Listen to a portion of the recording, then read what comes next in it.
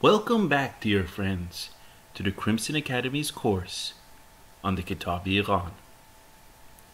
In this section, we're covering paragraphs 249 through 256 of the Kitab-i-Iqan. His Holiness Baha'u'llah further describes the characteristics of the followers of the Bab, who selflessly gave their lives rather than recanting their faith when they were faced with that choice. He also describes the heroism demonstrated by those individuals who sacrificed their livelihood, their families, and themselves for their beloved as the greatest testimony of the truth of the revelation of the Blessed Bab. Dear friends, we will share with you 3 key points from these paragraphs. The first key point is the heroism demonstrated by the followers of the Bab in sacrificing their livelihood, their families, and themselves for their beloved is the greatest testimony of the truth of the revelation of the Bab. The second key point, Mustaghas, in Arabic means he who shall be invoked, which is another name for the promised one of the Bab, he whom God shall make manifest. And the third key point, in the Lohe Hurufat, the Bab refers to the 19 years which must needs elapse between the declaration of the Bab and that of Baha'u'llah. And we find this reference, dear friends, in the beloved Guardian's book, God Passes By, page 27.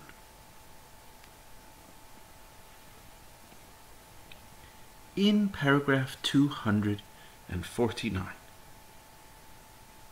His Holiness Baha'u'llah states that the act of self-sacrifice demonstrated by the followers of the Blessed Bab alone is a testimony to the truth of the revelation of the Bab. For the sake of their beloved, they gave their lives when they were asked to either deny their belief or face death. The short period of the ministry of the Bab is rich in heroic acts performed by his followers. In particular, these persecutions were intensified after the death of Muhammad Shah. Nasruddin Mirza, the new 17-year-old king, left all his affairs in the hands of his Amir Nizam, and this is the Grand Vizier, Mirza Taghi Khan, who ordered the immediate persecution and punishment of the Babis across the country. This resulted in a systematic campaign by civil and ecclesiastical powers against the cause of the Bab. And friends, we find this reference in the beloved Guardian's book, Shoghi Effendi's book, God Passes By, page 37. As to the extent of the havoc caused by such an order, the beloved Guardian Shoghi Effendi writes, in remote and isolated centers, the scattered disciples of a persecuted community were pitilessly struck down by the sword of their foes, while in centers where large numbers had congregated, measures were taken in self-defense, which, misconstrued by a cunning and deceitful adversary, served in their turn to inflame still further the hostility of the authorities and multiply the outrages perpetrated by the oppressor. In the east, at Sheikh Tabarsi; in the south, in Neiris; in the west, in Zanjan; and in the capital itself, massacres, upheavals, demonstrations, engagements, sieges, acts of treachery, proclaimed in rapid succession the violence of the storm which had broken out, and exposed the bankruptcy and blackened the annals of a proud yet degenerate people. And we find this, friends, in God Passes By, pages 37 through 38. It is important to note that all of these individuals were forced to choose between recanting their faith or death. Those who were killed at the hands of the enemies accepted martyrdom in preference to denouncing their beloved. However, this did not mean that they volunteered for martyrdom or had suicidal tendencies.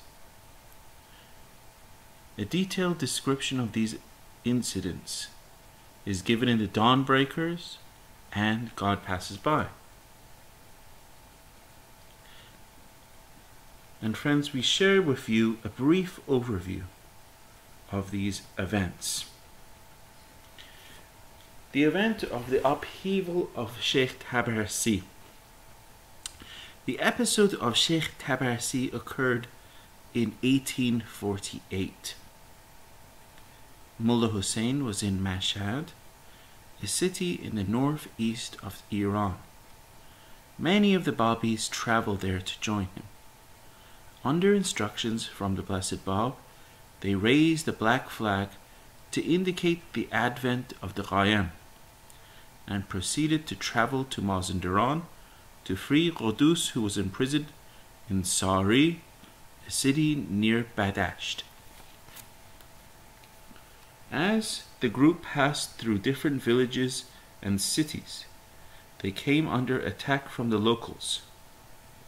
For example, the people of the city of Bar Farouche, at the command of the chief of the lawyers, the Sayyid ul-Ulama, made a general attack on Mullah Hussein of Bushrui and his followers, and slew 6 or 7 persons.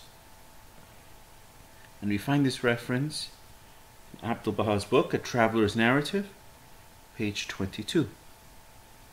Such attacks intensified to the extent that Mullah Hussein and his followers started to build a fortress around the shrine of Sheikh Tabarsi on 12th of October 1848 to protect themselves from the attacks of their enemies.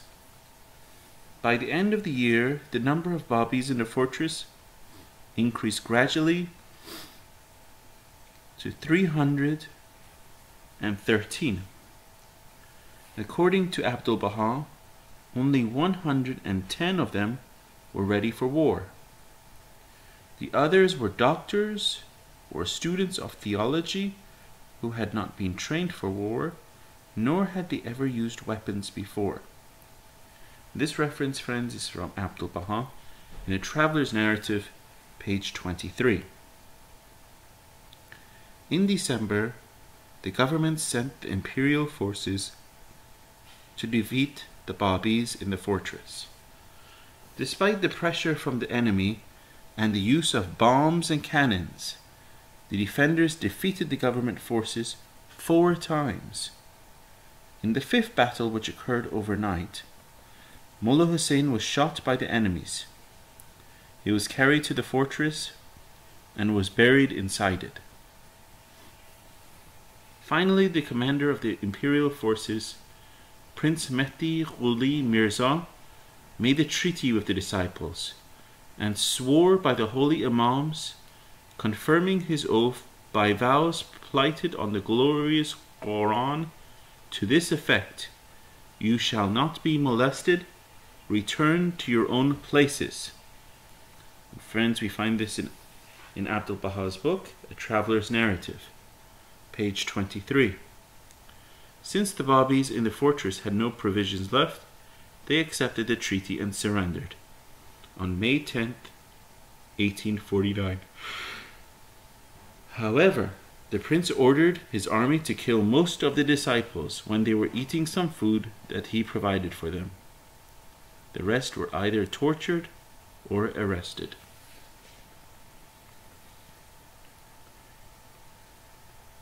The next incident we'll cover is the upheaval of Zanjan.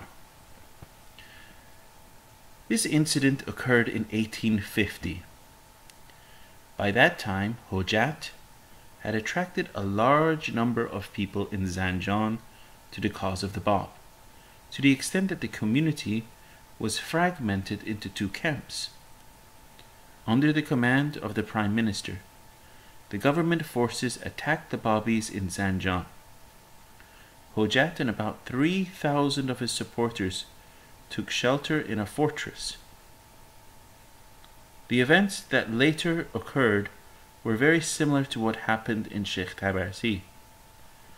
The Babis repelled the invasion of the government forces 5 times before they were tricked into surrender by a deceitful offer of a treaty on January 2nd, 1851.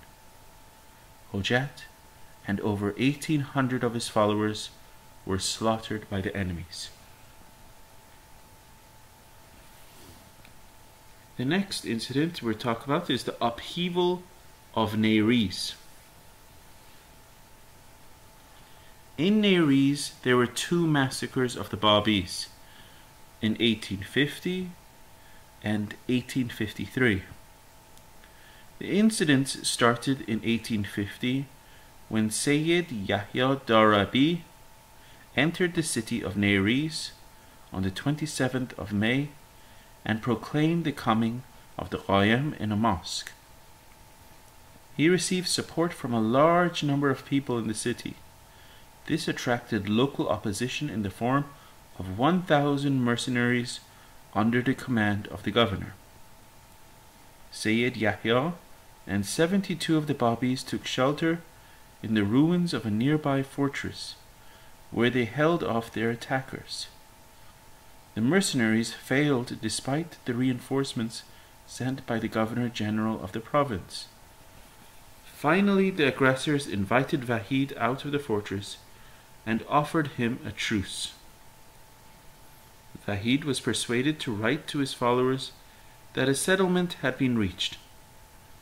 However, when the disciples emerged from the fortress, they were arrested and many of them were executed. Vahid was among those arrested, and after torture to get him to deny his faith, he was executed 8 days after the event.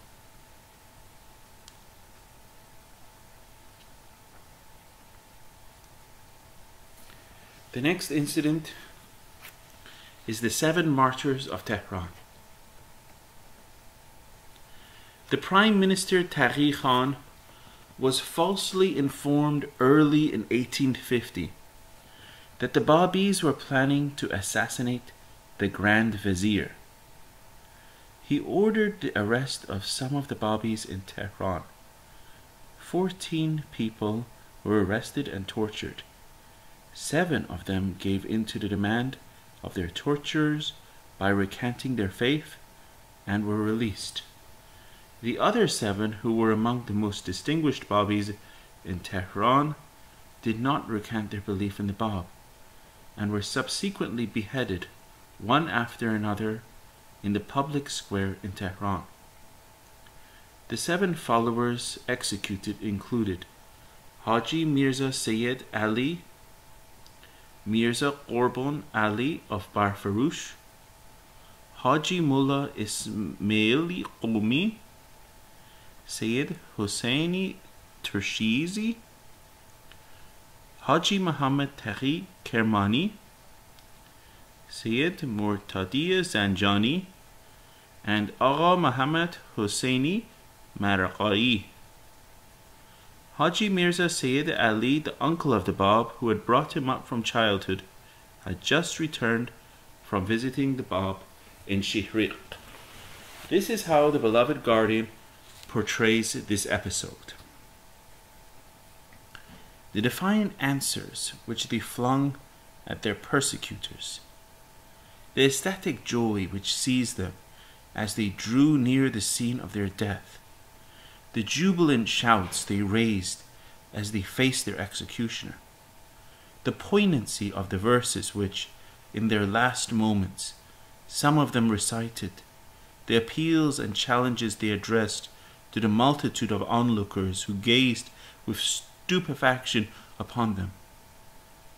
The eagerness with which the last three victims strove to precede one another in sealing their faith with their blood, and lastly, the atrocities which a bloodthirsty foe degraded itself by inflicting upon their dead bodies, which lay unburied for 3 days and 3 nights in the Sabzi Maidan, during which time thousands of so-called devout Shia Muslims kicked their corpses, spat on their faces, pelted, cursed, derided, and heaped refuse upon them. These were the chief features of the tragedy of the 7 martyrs of Tehran, a tragedy which stands out as one of the grimmest scenes witnessed in the course of the early unfoldment of the faith of Baha'u'llah. Little wonder that the Bab, bowed down by the weight of his accumulated sorrows in the fortress of Shihriq, should have acclaimed and glorified them in the pages of a lengthy eulogy, which immortalized their fidelity to his cause, as those same 7 goats who, according to Islamic tradition, should on the day of judgment walk in front of the promised Qayyim, and whose death was to precede the impending martyrdom of their true shepherd. And friends, we find this reference in the Beloved Guardian's book, God Passes By, page 47. In paragraphs 250 through 254, His Holiness Baha'u'llah describes the heroism demonstrated by the followers of the Bab in sacrificing their livelihood, their families, and themselves for their beloved as the greatest testimony of the truth of the revelation of the Bab. Baha'u'llah asks, which testimony is more valid? The one demonstrated by those whose deeds agree with their words, whose outward behavior conforms with their inner life, or the testimony of these faithless souls who breathe not but the breath of selfish desire and who lie imprisoned in the cage of their idle fancies? Baha'u'llah then makes a powerful observation in paragraph 251. The martyrdom of Imam Hussein is considered as the greatest evidence on the truth of his cause. Yet that episode of Imam Hussein's life was of relatively short duration, as it came to a conclusion with his martyrdom at midday on the day that he was attacked. On the other hand, comparable sufferings and persecutions had been inflicted on the followers of the Bab for 18 years. And this is by the time of the writing of the Kitáb-i-Iqán. Against such a background, His Holiness Baha'u'llah asks the following questions in support of his argument. How can they, the enemies of the Bab, belittle this revelation? Hath any age witnessed such momentous happenings? If these companions be not the true strivers after God, who else could be called by this name? Have these companions been seekers after power or glory? Have they ever yearned for riches? Have they cherished any desire except the good pleasure of God? If these companions, with all their marvelous testimonies and wondrous works, be false, who then is worthy to claim for himself the truth? His Holiness Baha'u'llah concludes that the sacrifices and deeds of these holy souls is a sufficient testimony and irrefutable proof of the truth of the cause of the Bab to all the peoples of the world. As stated in paragraph 252, such proof is in harmony with the criteria mentioned in the Quran for identifying the truth. As an example, His Holiness Baha'u'llah cites the statement, "Wish for death if ye are men of truth." And this, friends, is in chapter 2 of the Quran, verse 94. Wish for death if ye are men of truth. That is revealed in 2 verses of the Quran. And the second is chapter 62, verse 6. And it says, "Say, if the future dwelling place with God be specially for you, but not for the rest of mankind, then wish for death, if ye are men of truth." And this was chapter 2, verse 94 of the Quran. And the second is, "Say, O ye Jews, if ye profess that ye rather than other men are the friends of God, then wish for death, if ye are men of truth." And this is the 62nd chapter of the Quran, verse 6. In the context of paragraph 252, Ishraq in his Kitáb-i-Íqán in Farsi, volume 3, pages 1174 through 1175, considers the latter Quranic verse as the source of this statement. This verse was revealed in response to the Jews who claimed to be the chosen people of God as mentioned in the Bible. Hence, they could see no reason to accept a new prophet of God or to follow his laws. In this verse, the Jews are told that if they are the friends of God, then they should prove it in action. That is self-sacrifice and death in his path. In paragraph 256, His Holiness Baha'u'llah mentions that the Bab wrote an epistle to the divines of every city in which he described the nature of their opposition to his cause. His intention was to refute the arguments made against him, so that at the time of the manifestation of Mustaqas, the day of the latter resurrection, the Babis would not direct similar arguments to the promised one of the Bab. Mustaqas in Arabic means "he who shall be invoked," which is another name for the promised one of the Bab, he whom God shall make manifest. Its numerical value refers to the time within which the promised one would appear. His Holiness Baha'u'llah fulfilled this prophecy by his public declaration in 1863 in the Garden of Resvan as the promised one of the Bab and all the dispensations of the past. In a number of locations in the Persian Bayan, the Bab has mentioned the term Mustaqas.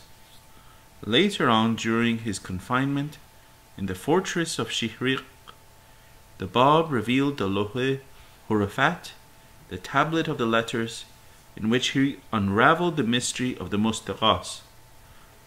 In this tablet, he abstrusely refers to the 19 years which must needs elapse between his own declaration and that of His Holiness Baha'u'llah. We find this reference, friends, in the beloved Guardian's book, Shaykh Effendi's book, God Passes By, page 27. This is the period between the declaration of the Bab in 1844 and the public declaration of Baha'u'llah in 1863. Thank you, dear friends.